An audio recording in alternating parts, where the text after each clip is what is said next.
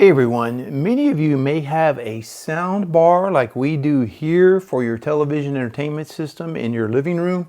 And the only option with your sound bar here would be, to put it on a table underneath the television most likely.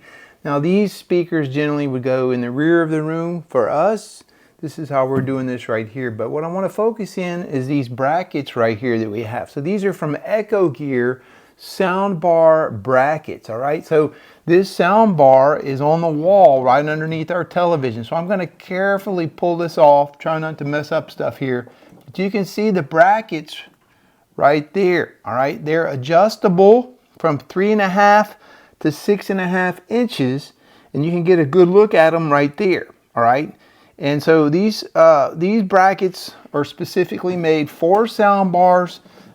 Should fit pretty much any sound bar that you have. Again, going from 3.5 to 6.5 inches. Here's a good look underneath the sound bar. You can see how the bracket right there, it has this little, this little lip part right here on the outside to prevent anything from falling off. So it squeezes them in nice and snug here. You just adjust the width right here of your sound bar. You just push this in or out as needed to adjust to the width.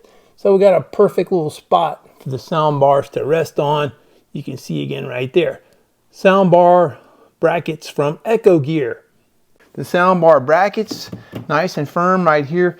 Everything you need to install is, all the screws and parts are all included with the sound bar brackets here from ECHOGEAR. Just get you a level and a screwdriver, and it shouldn't take but about 10 minutes or so.